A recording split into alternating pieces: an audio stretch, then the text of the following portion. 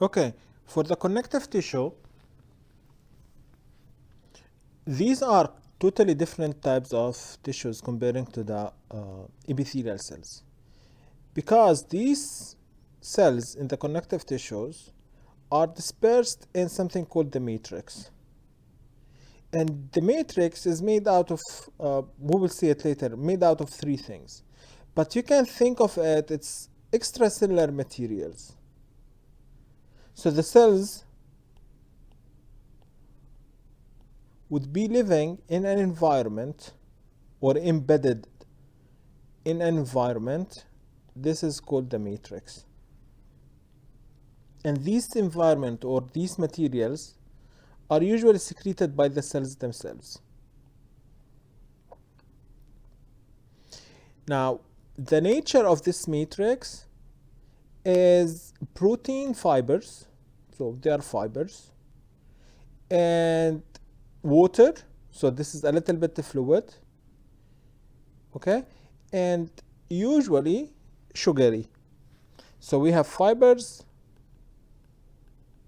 we have a fluid, so it's not so like rigid, there are some exceptions, and sugary. Right? Now, sometimes we said it's not really fluid, it's hard material like bones. Okay? Sometimes it's not really sugary, it will contain some minerals, also like bones.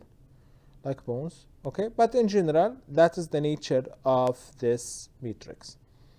Now, connective tissue varies like so much in our body. We have connective tissues in form of liquid, like the blood, to form of bone. Bone is also a connective tissue. So we have wide varieties of connective tissues, also with wide varieties of functions. Okay? However, all of these types of tissues, they share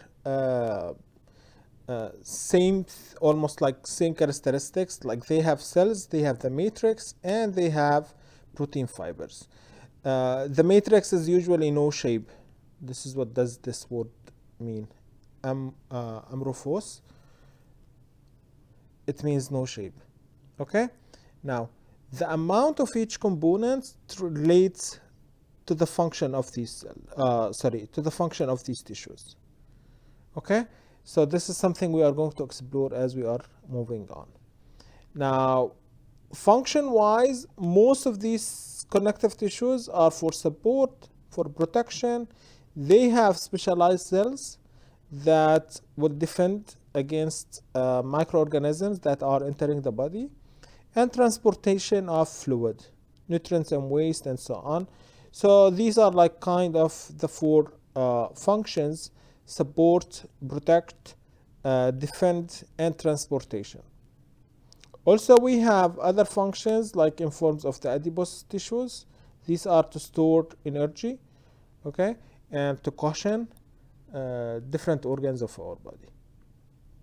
Now, we can classify the connective tissues in three major groups. Some textbook would put them in four major groups. It doesn't really matter. The first group is something called connective tissue proper. Second group is the supportive connective tissue. Third group is the fluid connective tissue. Connective tissue proper, also there are two subgroups: the loose connective tissue and the dense connective tissue. The supportive connective tissue, we are talking about the cartilage and the bones, and we'll see three examples of cartilage. And then we have the blood and the lymph, which we are going to keep for AB2. Okay, we will just touch base on this.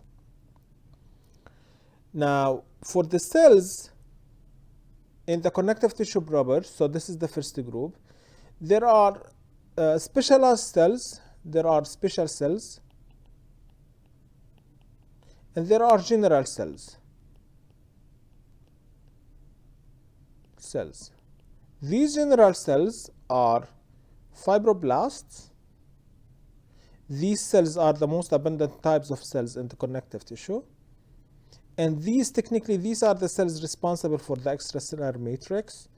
Fibro, it means fibroblast in general. Fibro, it means from fibers. And blast means making. So these are the fibers or the fiber making cells. That's the fibroblast. Then the second group is the adipocytes. These are the fat cells. So they will store lipids as droplet that will fill most of the cytoplasm. We said these are for storing lipids for energy, also for and for cushioning. And the third group is something called mesenchymal cells. These are cells that are considered as multipotent adult stem cells. Think of them as the mother cells of connective tissue. These cells can even give fibroblasts, can give adipocytes, and can give other types of cells in the connective tissue.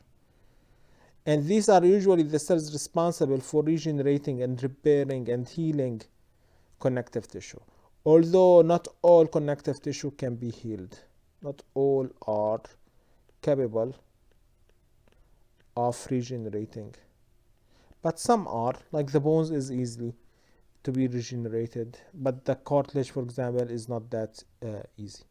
Okay? So these are the cells of the connective tissue. The other major component of the matrix is the fibers. And for the fibers, we are going to see that we have three major groups of fibers. The first one is collagen fibers, the second one elastic, and the third one is reticular fibers.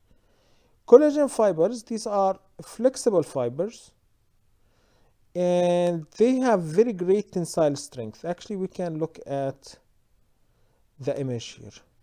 These are the collagen fibers. As you can see, these are large fibers. They have great width, and they have very strong tensile strength, which means it makes them resistant to change. Think of, for example, in your skin, why if you catch your skin and release it, it will get back to its original shape, because of these collagen fibers. Okay? Why skin can resist, for example, that so much stretch, also because of collagen fibers. We can see, and we will see them even in bones, and they are helping the bones and making the bone more tougher, these collagen fibers. Okay, so this is the first group of fibers. The second group of fibers are the elastic fibers. Where are they? These, the elastic fibers in green. Okay, these are the elastic fibers, and from their name, elastic, it makes them very flexible.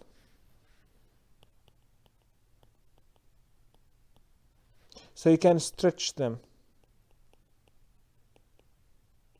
So they can stretch and recoil, stretch and recoil. And they are extremely important in this case in dealing with the pressures.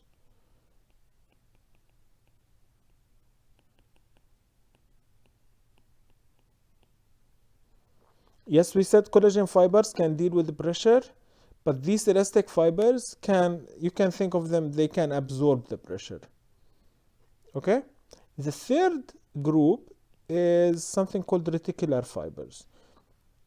And these reticular fibers, exactly as you can see here, they are forming like a network or a mesh or a window or a screen, whatever you want to call it. These reticular fibers with this mesh, as you can see, they can trap cells. Okay? Not only trap cells, they can trap microorganisms. They can slow the movement of fluids like blood or lymph. So these cells, like this particular cell, is macrophages. This would eat the microorganisms. So they will slow down the speed of the flow, so these cells can deal and detect the microorganisms. So this is the function of the reticular fibers. Okay, I'll just go back just to check I didn't forget anything. I think we are good. And that's exactly what I said is what I want you to know. You don't need really to go into details about them. Let's see now the second, sorry, we said within the connective tissue proper, we have two groups, the loose connective tissue and the dense connective tissue. For the loose connective tissue, the first one is something called areolar connective tissue. These areolar connective tissue, as you can see, we can find the three groups of fibers, reticular, reticular, elastic, and collagens. These are the fibroblast cells. Okay, so here we can't see any specialization in these cells. These are forming like whip-like fashion or whip-like structure. So it fills the spaces between muscle fibers. They surround blood and lymph vessels. They support organs in the abdominal cavity. So technically they don't provide any type of protection or support, rather than they are trying to keep the organs together. Okay? They are trying to keep organs together. This is the loose connective tissue. And loose because you see all of these white materials or white spaces, so the cells here are not impacted or not packed side to side. With epithelial cells, we said the cells are like really packed to each other. With those connective tissue, no, there are some spaces between the cells. So they are not really packed with each other. So this is the first one. Another example of loose connective tissue is the adipose tissue. These are fat storage cells with little extracellular matrix. As you can see here, this is the fat cell. And most of the fat cell is technically fat droplet. So if someone is obese, these cells will be really filled. Okay, if someone is not so obese, these will be much smaller size cells. That's the fat cells. And we need fat for energy and for cushioning. The third group is the reticular connective tissue. These are also forming like mesh-like supportive framework of soft organs. Mainly we see them in the lymphatic vessels, lymphatic nodes in the spleen and in the liver. And as we said, they are going to slow down the flow of fluids. We can understand this is why this is important later in AB2 when we talk about the immune system and the lymphatic system. Okay, but for now, just understand that they are going to form like mesh-like in lymphatic tissues, in spleen, and in the liver. Mesh-like structure. So this is the third example of loose connective tissue. Let's see the dense connective tissue. Here we will find three different or sub categories: dense regular, dense irregular, and elastic tissue. Here also with the dense connective tissue, we will see more collagen fibers than in the loose connective tissue. And therefore, these will display greater resistance to stretching. Now, before understand what does regular mean, I want you to understand what does dense mean. See here in the image, we said the white spaces should appear as, or if there is any space, it should appear as a white. Now here, there is only few limited area, put it in different color, only few limited area or areas of white spaces. Compare it, for example, with the loose connective tissue, like either here or here. You see there are plenty of white area. So this is really loose connective tissue. Whereas here, it's dense because all of these collagen fibers are packed back to back in this tissue. There is limited space. And it's regular because all of these connective tissue or all of these collagen fibers are running in the same direction. So it's very unified form of running for these collagen fibers.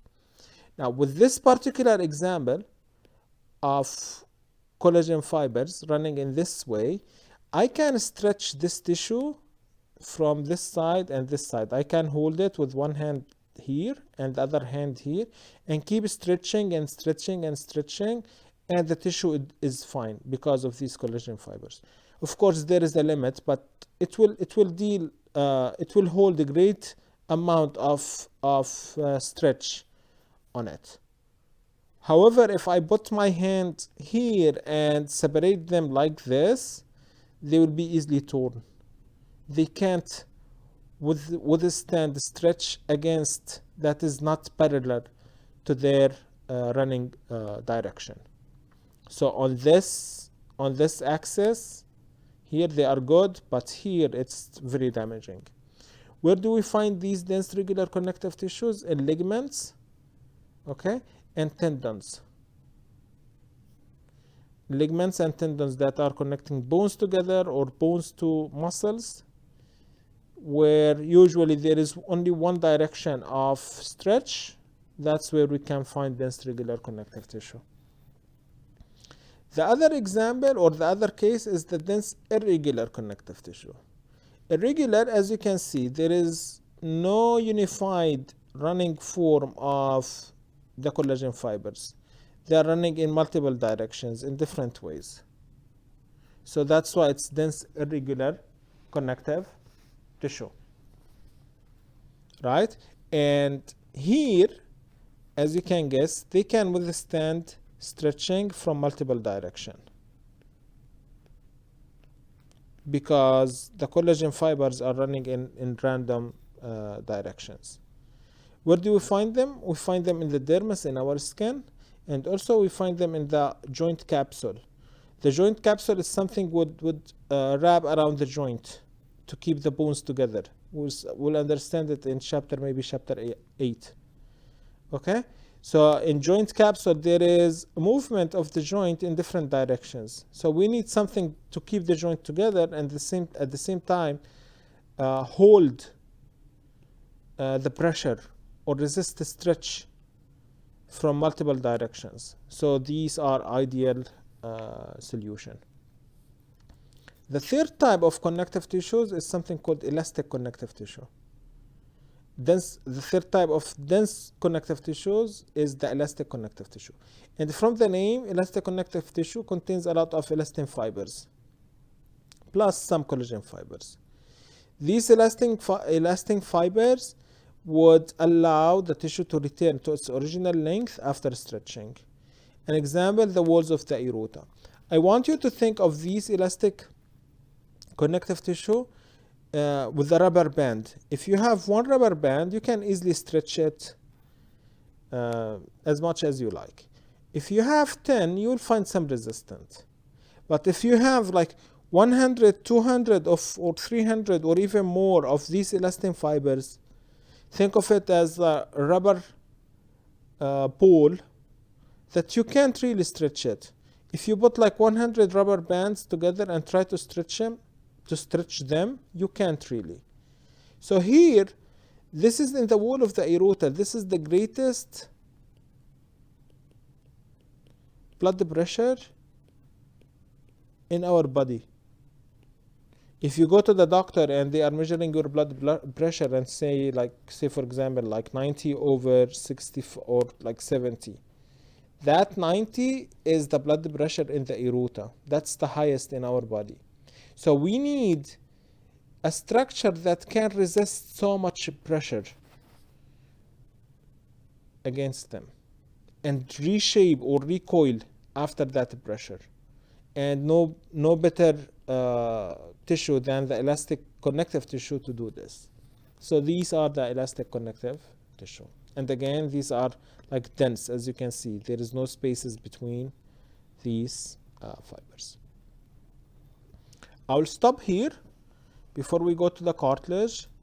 You can take a break and you can come back later, either today, tomorrow, just before the lecture, and see this video about the cartilage.